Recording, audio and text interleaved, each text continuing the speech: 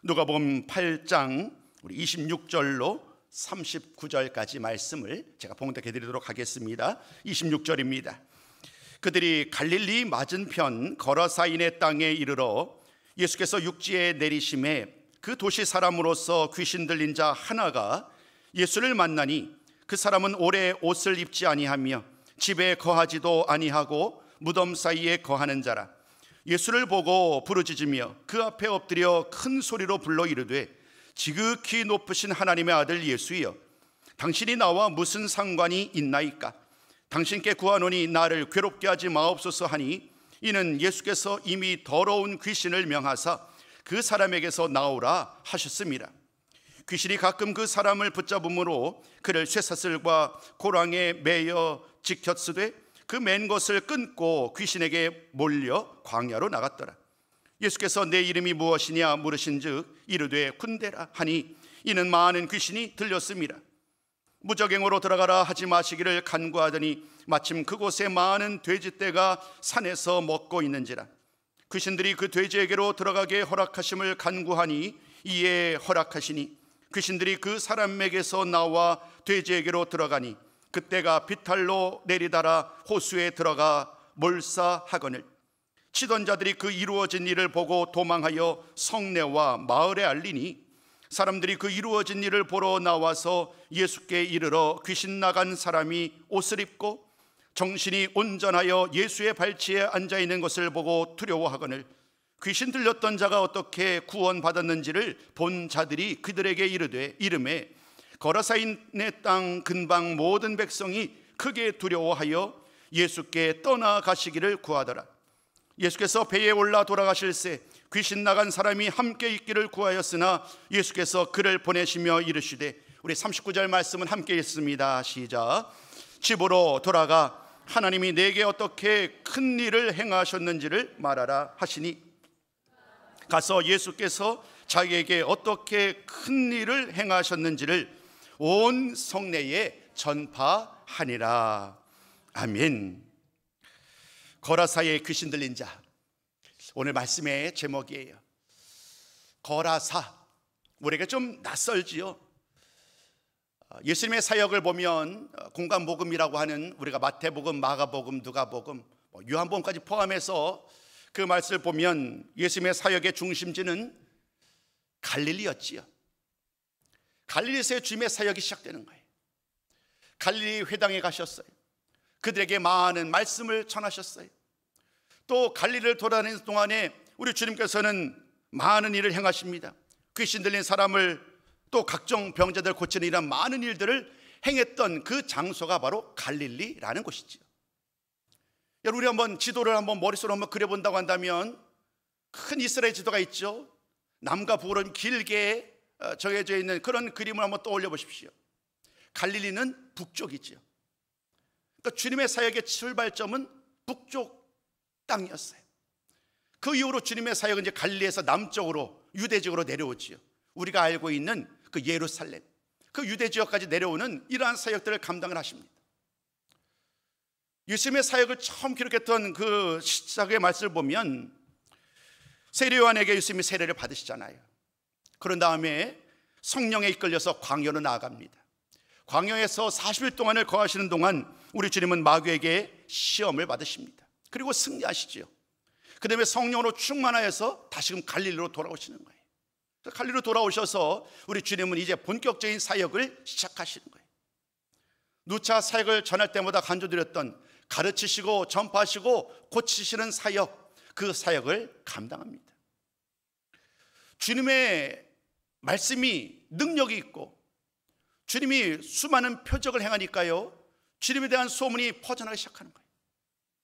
주님은 갈릴리에 거하셨지만 유대 지역에도 소문이 났고요, 이스라엘 넘어 있는 또 다른 많은 곳에 있는 사람들에게도 소문이 납니다. 그래서 이제 말씀을 보면 그 온 사방, 온 지방에 있는 사람들이 모여들었다라고 말을 합니다. 거기에는 유대인들만이 아니었겠지요. 유대인과 수많은 이방 사람들도 예수님에 대한 소문을 듣고 지금 갈릴리로 모여든 거예요. 그런데 여전히 그 모든 주님의 사역의 중심지는 여전히 갈릴리예요. 오늘 말씀이 우리에게 의미가 있는 것은 그 갈릴리에서의 사역을 주님이 이제 넘어서셔서 또 다른 곳을 향하여 나아가셨다는 거예요. 오늘 여러분 한번 말씀 보십시오. 오늘 8장 26절 말씀 보니까 주님이 갈릴리 맞은편 땅으로 가셨다는 거예요. 배를 타고 가신 거예요. 배를 타고 건너가셨는데 그 땅의 이름이 뭐냐 하면 거라사인의 땅이다 라고 이야기를 합니다. 정확하게 얘기하면 이 더 큰 지역을 데가볼리라고 합니다. 데가볼리라는 큰 지역에 거라사 땅에 주님이 이르신 거예요. 그곳에 주님이 이르셔서 오늘 말씀해 보신 것처럼 했던 일들이 오늘 말씀 속에서 우리에게 드러나고 있습니다. 여러분, 데가볼리 지방에 속한 거라사인 땅, 이 땅은 이방인의 땅이에요. 비록 예수님에 대한 소문을 듣고서 이방 사람들이 갈릴리로 오긴 하였지만 예수님이 갈릴리가 아닌, 이스라엘이 아닌 또 다른 이방인의 땅으로 나아간 것은 누가복음에서는 여기가 유일해요. 지금 주님은 엄청난 발걸음을 옮기신 거예요. 이방인의 땅으로 나아갑니다. 그 이방인의 땅으로 나아가서 하셨던 일들이 무엇이냐면 귀신 들린 한 사람을 고친 일이에요. 우리에게 이런 일들, 좀 일상적이지 않는 특별한 일들은 어떨 때는 그것이 좋은 것이기도 하지만 아쉬운 게 뭐냐면 그것이 너무 크니까 그것 자체만 우리가 몰입을 하게 되는 경우가 있어요. 예를 들면 오늘 귀신이 고침을 받은 사건, 귀신 들린 사람이 고침을 받았잖아요. 그러니까 이것에만 지나치게 몰두하다 보니까 그 귀신 들렸던 사람이 고침을 받았구나, 나는 이 말씀에게만 너무나도 많은 것을 다 집중하다 보면 이 사건을 통하여 주님이 정말로 보여주고 싶으셨던 것, 이 사건을 통하여 유대인들이, 수많은 믿음의 사람들이 깨닫기를 원하셨던 그 실체를 놓칠 수가 있어요. 그래서 오늘 저는 여러분들에게 그 이야기를 좀 나누고 싶어요. 최근에 저의 고민이 이거였었어요. 말씀을 그냥 문자로 읽다 보니까 놓치는 것이 너무 많은 거예요. 지난주 여러분 그 말씀 드렸잖아요. 유두고를 위한 변명. 제가 지난주 말씀드렸잖아요. 유두고, 졸다가 떨어져 죽었던 유두고. 근데 말씀은 그것을 통하여서 우리 주님이 생명을, 사람을, 죽은 자를 살리는 능력이 있음을 보여주신 거잖아요. 단순히 예배 시간에 졸아서는 안 된다, 그러한 이야기를 하기 위해서 이 유두고의 이야기를 언급한 것이 아니지요. 오늘 말씀도 마찬가지예요. 큰 의미에서 귀신 들렸던 한 사람이 이제 그 귀신에서 노임을 받고 그 동네 사람들에게 복음을 전하는 일은 참으로 귀한 일이죠. 오늘 주님은 그런데 놀랍게도 이 일을 이방인의 땅으로 가서 행하셨어요. 그러니까 이것은 예사오는 일이 아니라는 거지요. 그래서 오늘 저는 여러분들에게 이 이야기를 나누고 싶어요. 왜 주님은 지금 이 거라사라는 지방에까지 굳이 가셔야만 했는가? 그리고 말씀을 보시면 잘 알겠지만 주님이 하신 일은 그게 전부예요.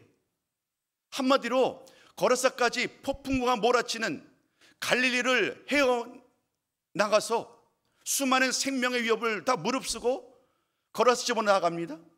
그런 다음에 한 사람을 고친 다음에 바로 돌아와요. 무언가 시간적으로, 상황적으로 무언가 좀 안 맞는 거지요. 그러나 주님은 이 사건이 너무나도 중요하다는 것을 알고 계셨어요. 그래서 굳이 그곳에까지 무리하면서 가셔서 그 한 사람을 살리는, 그 귀신 들린 자 한 사람을 낫게 하는 일을 행하신 거예요.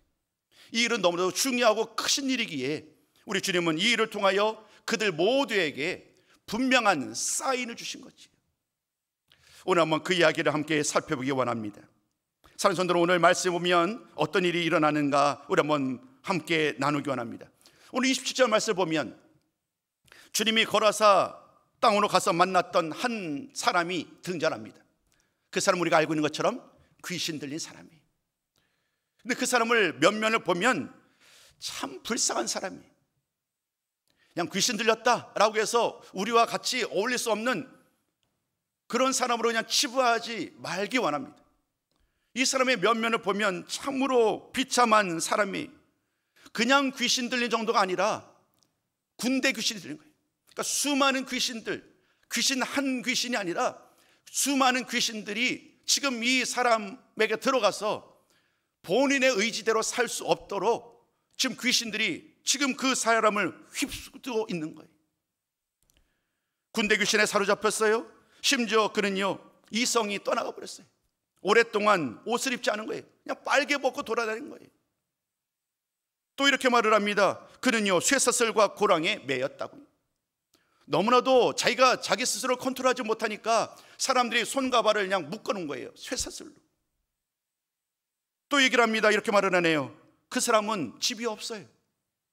그 사람의 집은 무덤이에요. 무덤 옆에 그냥 집처럼 살고 있는 거예요. 이러한 이야기가 오늘 본문에서 언급되는 이 귀신 들린 자의 상황이에요. 얼마나 심각한 처지에 있는지, 얼마나 비참한 처지에 있는지를 오늘 우리는 이 말씀을 통하여 보게 됩니다. 귀신 들렸다는 이유만으로 그냥 뭐랄까요, 내팽겨치는 것이 아니라 그의 삶을 잘 곱씹어 보면 정말 이 사람처럼 비참하고 불쌍한 사람이 있을까라고 싶습니다. 그런 생각에 이르게 되지요. 오늘 주님이 그를 찾아온 거예요. 많은 사람들, 그 동네에 사는 거라 사람들은 이 귀신 들렸다는 이유로 서로들 멀리하고 쇠고랑을 채우고 가까이 하지 않고 다 버려버렸지만, 그런데 놀랍게도 주님이 그 강을, 바다를 건너서 폭풍우로 가득한, 오늘 본문 말씀 읽지 않았습니다만 여러분 바로 앞구절 보세요. 바람과 물결이 가득한 그 바다를 건너오셨던 주님을 만나게 됩니다. 그 주님이 오셔서 했었던 일은 딱 한 가지예요. 그 거라사 지방에 군대 귀신 들린 사람을 만나고 치유하신 거예요. 그 한 사람, 이방인의 사람이지요. 많은 사람들은 유대인들에게만 관심이 있어요. 우리 유대인, 우리들에게 예수님이 오셨고 우리의 메시아로 오신 예수님을 환영하는 그러한 메시지를 던지고 계시잖아요, 주님.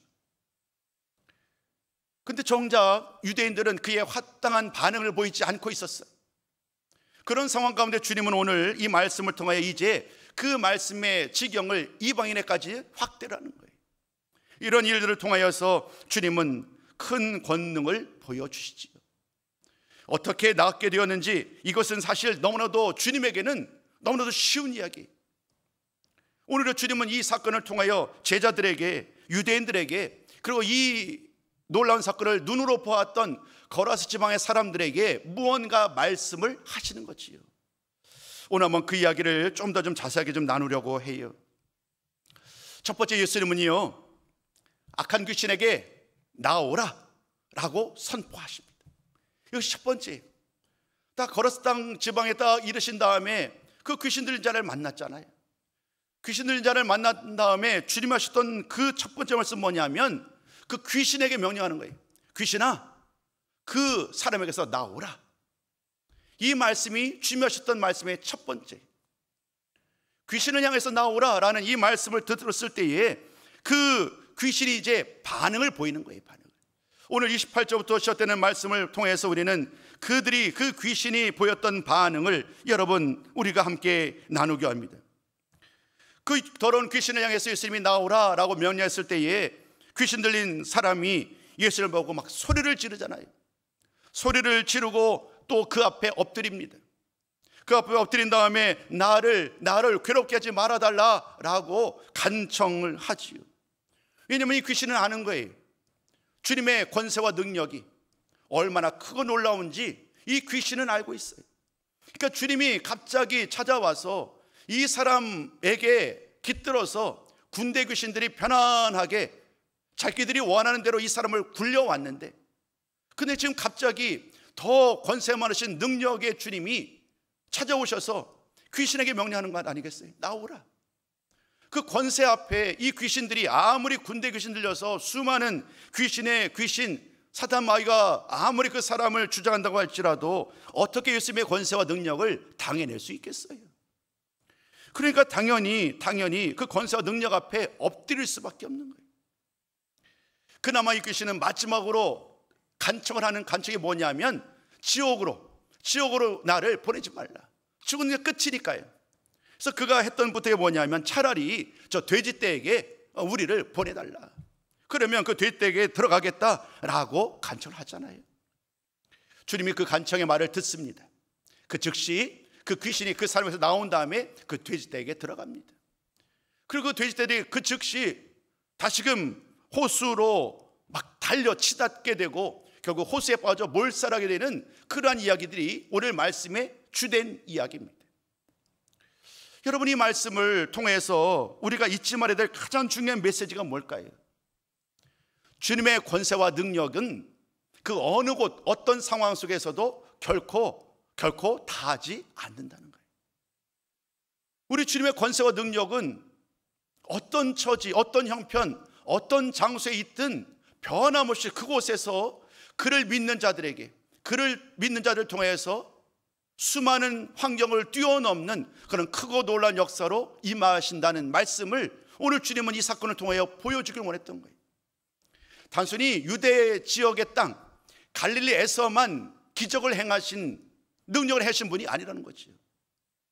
우리 주님은 이제 오늘 의도적으로 이방인의 땅으로 나가신 거예요. 그곳에서도 주님의 권세가, 능력이 온전히 똑같이 갈릴리에서든 유대 지방에서 일어난 것처럼 똑같은 권세와 능력이 일어난다는 사실들을 그들 모든 사람들, 유대인들에게나 또 거라사인에 있는 많은 이방인들에게 보여주기를 원하신 거예요. 그들 눈앞에 부인할 수 없는 구체적인 증거가 있습니다. 바로 돼지떼에 들어갔던 귀신들이 몰살됐던 이 일은 부인할 수 없는 거예요. 그렇기 때문에 이 사건을 통하여 오히려 주님은 귀신 들린 사람이 나음을 입었다는 사건도 중요하지만, 이 사실도 중요하지만, 이 사건을 통하여 주님의 권세와 능력이 얼마나 크고 놀라운지를 보여주고자 주님은 지금 거라사 지방에 이르렀고 이 귀신 들린 자의 말씀을 전함으로 말미암아 그 귀신을 쫓아내는 이러한 축귀 사역을 행하신 거예요. 사는 성도 여러분, 이런 놀라운 기적을 행하였다고 한다면 무언가 정말 극적인 변화가 일어나야 되잖아요. 근데 오늘 우리로 하여금 또다시 참으로 힘겹게 하는 일은 뭐냐면 그 다음의 이야기예요. 오늘 본문을 얘기를 하자면 34절이네요. 34절부터 이야기를 보면 이 소문이 그 거라사 지방에 다 이제 퍼져나가게 됩니다. 여러분 정말 그러잖아요. 어떤 일이 일어나고 어떤 기적이 일어나면 사람들의 입을 통해서 전파되기 마련이지요. 당연히 이 사건도 예사하는 일이 아니었어요. 그래서 지금 이 돼지들 치던 사람들, 그들에게 일어난 일들, 또 귀신 들렸던 사람이 귀신에서 노임을 받았던 이런 많은 일들에 대해서 많은 사람이 눈으로 보았고 또 귀로 듣게 됩니다. 그 결과로 말미암아 사람들이 이제 다시금 몰려드는 거예요. 몰려들었을 때 가장 먼저 놀란 것은 귀신 들렸던 사람이 이제 귀신이 나가니까요 너무나도 멀쩡해진 거예요. 오늘 말씀 보니까 그 사람이 이렇게 얘기를 합니다. 옷을 입고 온전한 정신으로 예수님과 함께하고 있다. 그 전에 옷을 다 벗어버렸어요. 수많은 쇠사슬 여러 가지 착고에 차져 있었습니다. 그리고 또 군대 귀신에 사로잡혀 있던 비참한 신세였던 이 사람이 너무나도 멀쩡한 모습으로 변화가 된 거예요. 그래서 예수님과 더불어 옆에 있는 이 모습을 보니까 많은 그 동네 주변에 있는 많은 사람들이 놀라는 거예요. 바로 얼마 전만 해도 집도 없고 무덤에서 귀신 들린 사람의 모습으로 살아왔던 그 사람이 지금 너무나도 멀쩡하게 예수님 곁에 있으니까요. 그 모습을 보고서 이들이 두려워하였다라고 얘기를 합니다. 그 다음에 또 이와 같은 말씀이 이어집니다. 그 일어난 일들을 본 사람들이 귀신 들렸던 사람이 어떻게 낫게 되었는지를 알려줍니다.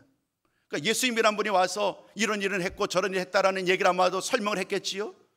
그러니까요 그 동네에 있던 수많은 사람들이 이제는 더 두려움에 사로잡힙니다. 이 두려움은요 예수님에 대한 두려움이에요. 그 다음에 두 번째 반응이 중요한데요, 여러분 그 다음에 그들은 이렇게 말합니다. 선생님이요 이곳을 떠나주세요. 선생님 이곳을 떠나주세요. 사랑하는 성도 여러분, 예수님이 기적을 행하고 말씀의 능력으로 치유의 역사로 수많은 기적을 행할 때에 많은 사람이 그것을 눈으로 보았던 사람들이 할 반응은 그 예수님의 권세 앞에 무릎을 꿇는 일입니다. 예수님의 권세와 능력 앞에 내가 죄인임을 고백하며 그 예수님을 나의 구조로 영접하는 일입니다. 그런데 오늘 본문의 말씀처럼 우리가 나눈 것처럼 그러나 이들은 그러지 않았어요. 우리 이들은 말을 합니다. 빨리 주님이 이 동네에서 좀 떠나가 달라고. 이 동네에서 좀 제발 좀 떠나가 달라고.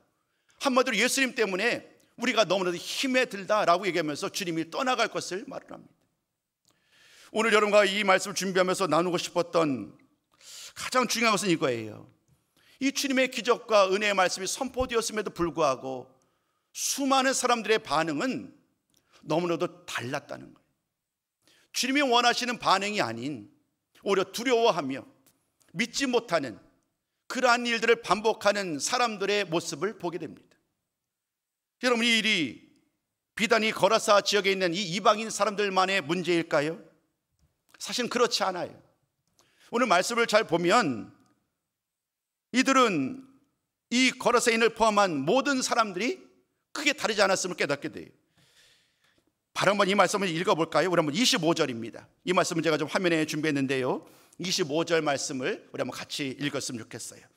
함께 25절 말씀 있습니다. 자, 시작. 그들이 두려워하고 놀랍게 여겨 서로 말하되 그가 누구이기에 바람과 물을 명함에 순종하는가 하더라. 여러분, 여기서 말하는 이들, 이 말했던 주인공이 누구일까요? 거라스 사람들일까요? 이 말했던 사람은요, 예수님의 제자들이에요. 여러분, 앞서 제가 말씀드렸죠. 오늘 갈릴리 호수를 건너가기 이전에 주님이 어떤 일을 행하셨는지 그걸 바로 앞구절 한번 보십시오. 22절부터 25절 말씀 보니까 이제 막 호수 건너편으로 가려고 배를 타고 지금 가고 있는 거예요. 갈릴리 바다 중간에 이르렀을 때에 막 바람과 물결이 가득 쳐서 지금 생명의 위협을 당하게 된 그런 상황이지요. 죽게 되었다는 거예요. 죽게 되었는데 오늘 말씀 보세요. 제자들이 나와 주님을 깨우는 거예요. 편안하게 주무시고 계신 주님을 깨우면서 이제 제발 우리가 죽게 되었는데 주님 어떻게 주무실 수 있습니까? 이렇게 하면서 우리 좀 살려달라고 말하는 이야기잖아요. 그때 주님은 바람과 물결을 꾸짖으시면서 잠잠케 하셨어요. 그 기적을 행하신 거예요. 그 기적에 대한 반응이 바로 지금 우리가 읽으셨던 말씀이에요. 우리 좀 한 번 더 좀 비춰주시겠어요?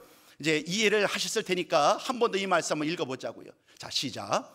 그들이 두려워하고 놀랍게 여겨 서로 말하되 그가 누구이기에 바람과 물을 명함에 순종하는가 하더라. 거라사인들이 예수님을 두려워 떠나라라고 했던 것, 이 제자들의 반응을 보면 충분히 이해할 만하지 않겠어요? 주님과 더불어 함께 지금 공생의 과정 속에 제자들은 함께하고 있어요. 가르침의 권세도 또 귀신을 쫓아내고 심지어 죽은 자를 살린 그런 수많은 기적을 눈으로 보았던 주인공이 바로 이 제자들이란 말이에요. 근데 지금 오늘 바람과 바다, 물결을 잔잔해내는 이런 기적을 행하신 주님을 보면서 이들은 놀라는 거예요. 아니 어떻게 예수님이란 이분이 어떻게 그 바람과 이 물까지 잠잠하게 하실 수 있느냐, 이렇게 얘기를 하는 거예요. 이 모든 말씀 가운데 가장 중요한 말씀, 오늘 모든 말씀을 다 감싸는 가장 중요한 질문을 주님이 던지세요.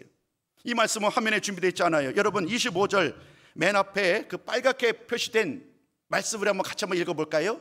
25절 말씀이에요. 자, 같이 한번 읽어봅니다. 시작. 너희 믿음이 어디 있느냐? 지금 주님은 제자들에게 묻는 거예요. 너희 믿음이 어디 있느냐?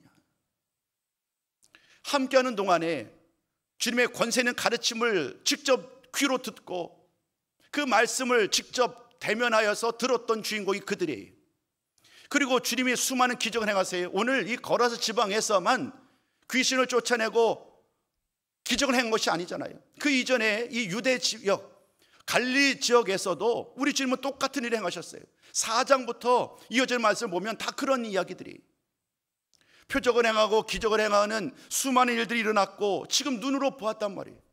그러면 그들은 최소한 제자들이라면 이 바람과 물을 잔잔케 하셨던 주님의 능력을 의심하지 말았어야 되지요. 믿음으로 화답해야 되는 거예요. 우리 주님은 이 자연 만물까지도 다스리는 분이구나라고 믿음으로 화답해야 됐는데 그렇지 못했던 거예요. 오늘 거라사인의 지방으로 넘어갑니다. 거라사 지방으로 넘어가신 다음에 주님은 그 상황도 녹록지가 않지요. 왜냐하면 주님을 두려워하여 다 이제 제발 좀 떠나가라고 말을 하니까요. 그런 상황 가운데 주님은 그 귀신 들렸다가 나음을 입은 사람을 통하여 그 지역에 우리 주님의 위대하심을, 주님의 권세와 능력을 선포하시는 거예요. 그 말씀이 오늘 우리가 함께 읽으실 때의 마지막 구절을 같이 읽으셨잖아요. 그 구절 39절인 거예요. 우리 한번 39절 말씀을 한 번 더 읽기 원합니다. 우리 한번 39절 말씀입니다. 함께 읽어요. 시작. 집으로 돌아가 하나님이 내게 어떻게 큰 일을 행하셨는지를 말하라 하시니, 그가 가서 예수께서 자기에게 어떻게 큰 일을 행하셨는지를 온 성내에 전파하니라. 아멘.